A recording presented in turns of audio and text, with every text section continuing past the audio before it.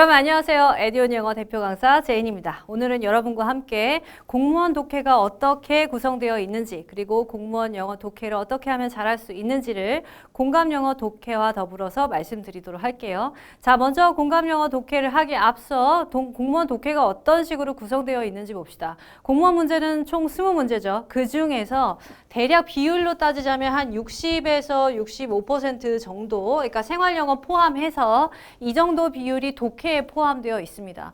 다른 무엇보다도 독해만 봐도 사실은 절반 이상의 문제를 풀 수가 있죠. 문법 문제, 어휘 문제 역시 중요합니다만 그래도 독해가 가장 많은 비율을 차지하고 있으니까 독해를 소홀히 할 수는 없다는 거죠. 그럼 독해 공부를 어떻게 하면 좋을까요? 일단 지금 독해 수준이 어느 정도 가 있는지 한번 볼게요. 지난 10년도, 이 10년간의 난이도를 좀 상승한 것들을 정확히 표로 나타내 봤어요. 이건 여러분들이 느끼는 체감 난이도를 뜻합니다. 10년 전에 2010년에 봤었던 시험 문제를 대략 이 정도, 절반 정도를 기준으로 놓은 거예요. 그걸 기준으로 봤을 때 10년 동안 이 정도 상승을 했어요. 가장 많이 상승한 게 뭔가요? 가장 많이 상승한 지문의 길이가 엄청나게 증가했죠. 전에는 읽어서 풀 수 있는 문제들이 있었습니다만 지금은 읽어도 못 푸는 문제도 증가했어요. 추론 문제. 이 두 가지가 두드러지는 걸 봤을 때 여러분들이 예전의 문제, 기출문제를 풀어보시면 아마 느끼실 거예요. 전에 있었던 문제보다 훨씬 난이도가 상승했다라는 느낌을 받게끔 만들어진 게 바로 요즘 나오는 문제예요. 물론 21년도 문제를 봤습니다. 21년도 시험을 한번 치렀지만 그래도 20년대까지를 보면 그러니까 전체적인 국가고시에 포함된 모든 문제를 볼 수 있었기 때문에 2021년 문제는 일단 생략하고 10년간만 봤어요. 마지막으로 갈수록 이제 좀 증가하는 것 중에서 지문의 길이가 많이 증가했다. 근데 지문의 길이가 증가한 걸 우리가 어떤 식으로 느끼냐면 문제를 푸는데 주어진 시험 시간은 똑같아요. 그런데 길이가 늘어났다라는 건 난이도가 늘지 않아도 길이만 가지고서도 시간 제한, 즉 압박이 느껴집니다. 그런 상황에서 문제를 푼다고 생각해 보세요. 어떻게 풀어요? 그죠? 자, 이럴 때 어떻게 해결하면 되는지 제가 공감영어 파트에서 말씀을 드릴게요. 일단 시험 시간은 문제당 한 1분 정도가 됩니다. 그러면 앞서서 어휘 문제나 문법 문제를 풀 때 시간을 확 압축을 시켜야 돼요. 그리고 독해 문제 중에서도 그나마 우리가 바로바로 풀 수 있는 문제들이 있을 거예요. 그런 유형에 해당하는 시간을 줄여서 뒤쪽으로 특히나 19번, 20번 문제풀이 시간 오래 걸리거든요. 이런 것들을 잡으려면 앞에서 시간을 절약해야 됩니다. 이런 시간 절약 방법도 있고요. 여러 가지 유형별로 있는데 이 문제들을 어떻게 풀면 될지 좀 유형별로 말씀을 드릴게요. 독해 문제를 분류를 해보자면 총 3가지 유형으로 나눌 수가 있어요. 가장 첫 번째, 시간을 할애하면 풀 수 있는 문제죠.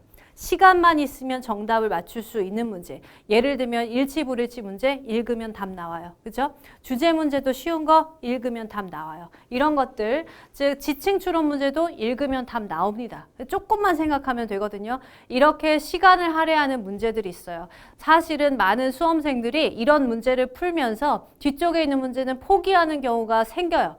그러면 안 됩니다. 왜냐하면 이 문제를 시간을 들여서 풀지 마시고 맞출 수 있는 문제, 쉬운 문제, 난도가 좀 낮은 것 같은 경우에 시간을 땡겨야죠. 여기서 절약할 수 있어야 됩니다. 그래서 시간을 절약해서 타임 컨수밍 문제를 타임 세이빙 문제로 바꿔야 돼요. 여기서 드는 시간을 줄이는 거. 그럼 시간 줄이려면 어떻게 해야 되느냐? 시간을 줄이려면 찾아 읽기를 해야 돼요. 찾아 읽기. 다른 말로 타겟팅 혹은 타겟 리딩이라고 합니다. 이런 걸 찾아 읽으려면 예를 들면 일치불일치 문제 밑에 거 다 읽고 위로 올라가야 돼요. 그렇죠? 위에서부터 하나씩 다 읽어보고 다시 밑으로 내려왔다. 그러면 맞는지 틀린지 확인하려고 또 올라가야 되잖아. 이런 시간을 줄여야 됩니다. 유형이 사실 이런 것 말고도 많이 있지만 대표적으로 예를 이제 말씀을 드린 거예요. 일치불일치 문제도 그렇고 찾아 읽기. 그러니까 여기에 있는 키워드를 보고요. 그 키워드로 찾아가야 돼요. 키워드만 보고 찾아 읽기. 그러면 긴 지문을 다 읽을 필요가 없이 여기 나와 있는 고유명사만 보고 그쪽으로 가서 그거 한 줄만 읽는 거야. 이런 식으로 해서 시간을 줄이는 연습을 하셔야 되는데 그게 가장 먼저 행해지는 파트예요. practice 파트가 첫 번째는 바로 time consuming 문제를 time saving으로 바꾸는 겁니다. 자, 두 번째 난도를 조금 올려볼게요. 이제 문맥 추론형 문제가 나오게 됩니다. 예를 들면 일부 빈칸이요. 일부 빈칸, 어휘형 빈칸이라던가 아니면 대화를 추론하는 거, 요거는 생활영어 파트에서 나오게 되겠죠. 아니면 요지나 연결사를 추론하는 거 어떻게 풀죠? 자, 요지나 연결사 문제를 생각해 봅시다. 연결사 문제라고 하면 앞뒤 읽으면 돼. 그죠? 앞뒤 문제 읽어서 여기다가 어울리는 거 집어넣으면 된다라고들 알고 있어요. 이게 문맥형 문제입니다. 그런데 요즘 문맥형 문제는 그렇게 단순하게 출제되지는 않아요. 앞뒤만 읽어서 풀 수 있는 문제가 아닙니다. 그러니까 이런 걸 어떻게 할 거냐. 즉 문맥이라는 것은 그 글이 가지고 있는 분위기를 말하죠. 그 글이 가지고 있는 분위기는 어디서 나오냐면 맨 위쪽에 뭔가 이렇게 중요한 단서를 제공을 해줘요. 그 단서를 캐치하는 법부터 우리 시작할 거예요. 자, 단서를 캐치하는 법부터 공부를 시작해서 그래서 이런 문제를 효과적으로 혹은 적절히 정답을 고르려면 어떻게 할 거냐 이런 거죠. 사실 예전에 비해서 문제가 어려워지는 포인트가 뭐냐면 전에는 이렇게 읽고 답을 골랐다라고 한다면 일단 요거 안 된다고 말씀을 드렸고 그리고 보기를 보시면 보기가 뭐 두 개씩 빈칸이 나오는 경우에 보기를 보시면 여기 하나 따로따로 골라서 풀 수 있는 문제가 안 나와요. 무슨 소리냐? 얘를 읽어서 범주를 확정하는 거예요. 이거 아니면 이거 하나밖에 제할 수가 없는 경우. 그리고 얘를 읽어서도 범주를 확정하는 거예요. 아, 요 정도 범주. 그러니까 완전히 다른 애들이 등장을 하지 않고요. 이렇게 범주를 확정을 해서 거기서 겹치는 애들을 답으로 추론하게끔 만들어 놓은 문제들이 상당히 많이 증가했어요. 그래서 이런 문제를 푸는 방법 여러분들과 함께 공부할 게 바로 두 번째 문맥 추론형 파트입니다.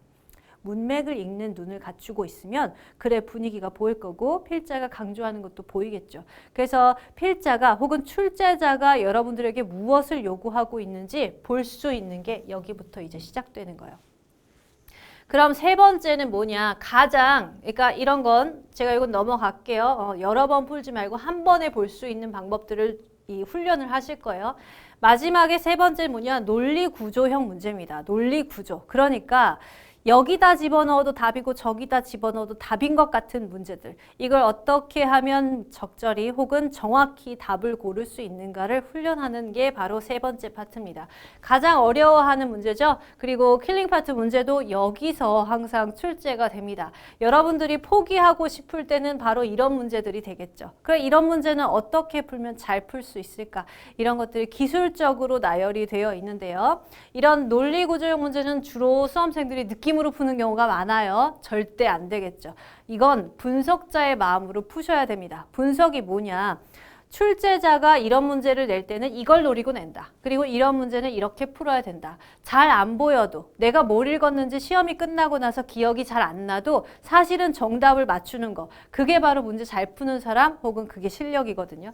그걸 기르기 위해서 분석하는 법을 알려드릴 거예요. 처음에 이렇게 시작하면 예. 그리고 여기로 범주를 해서 여기. 그럼 답은 정확히 이것밖에 없다라는 것. 그걸 바로 마지막 단계에서 학습하시게 될 겁니다. 그러니까 이 공감영어 독해 기본편에서 여러분들에게 알려드리는 건 뭐냐 하면 문제를 푸는 방법을 그냥 체득해버리는 거예요. 어떤 문제를 봐도 내가 분석가처럼 이렇게 될 수 있고 어떤 문제를 봐도 내가 바로 출제자처럼 되는 것. 이걸 훈련한 과정이라고 보시면 됩니다. 어떤 문제도 쉽게 풀 수 있는 리딩 스킬과 더불어서 또 지문이 변경되어도 여러분들이 체득할 수 있는 것들 이런 걸 알려드리는 수업이 바로 됩니다.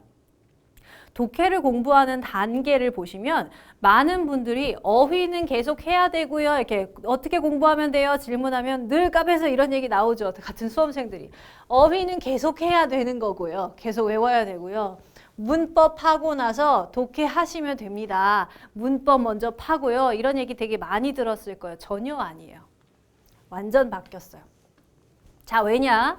어휘라는 것은요, 물론 이 공무원 영어라는 것이 어휘 따로 문법 따로 독해 따로 시험을 봅니다. 그러니까 당연히 어휘 문제를 풀기 위해서는 어휘를 외우셔야 되고 문법 문제를 할 때는 문법을 공부해야 되겠죠. 뭐 당연한 거예요. 그리고 문법을 잘하는 사람은 독해도 된다. 당연한 거예요. 근데 잘 생각해 보세요, 여러분.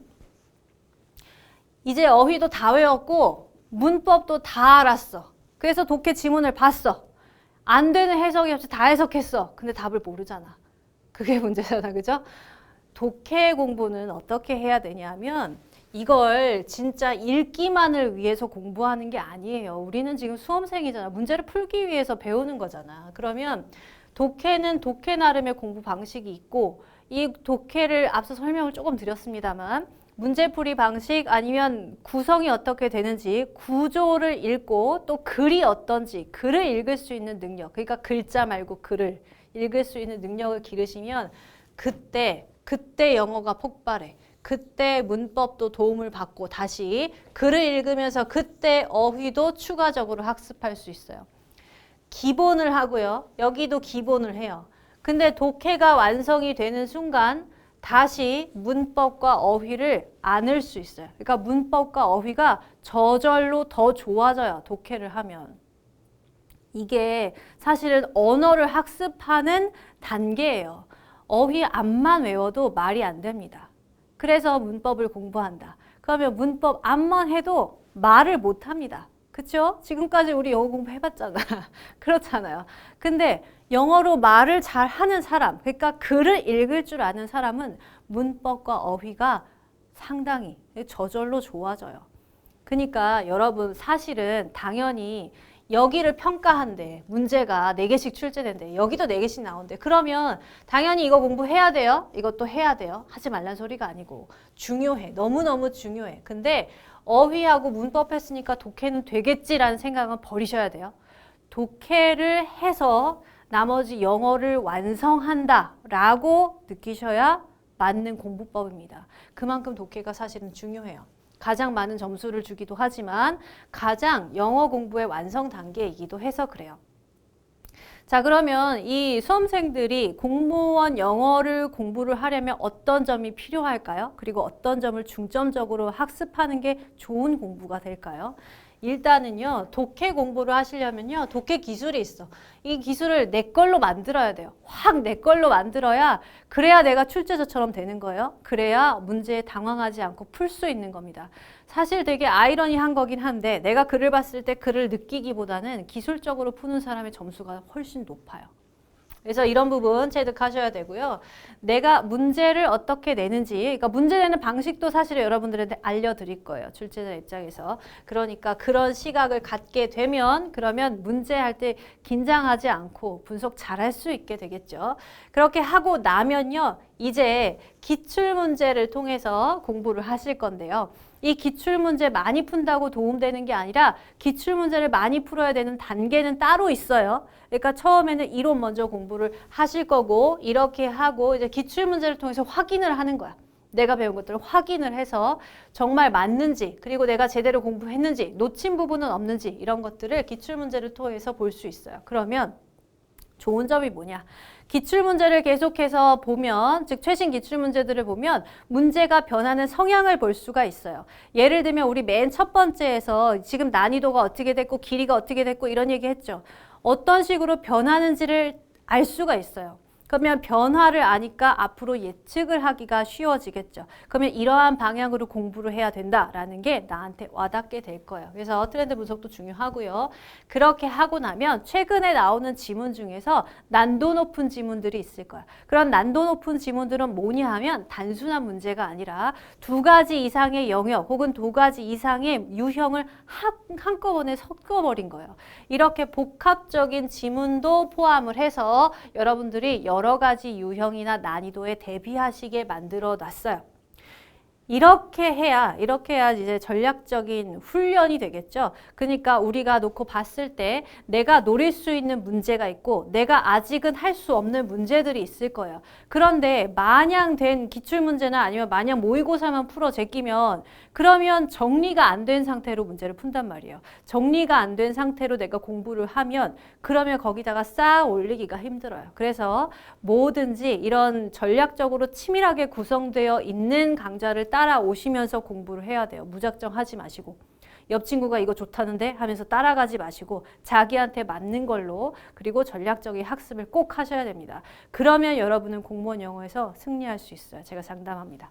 자, 그러면 이렇게 해서 공무원 이 영어 공부하는 방법 또 독해 관련해서 말씀을 드리고 저는 본 강의에서 여러분을 뵙도록 하겠습니다. 자, 지금까지 수고하셨습니다. 저는 제인이었습니다.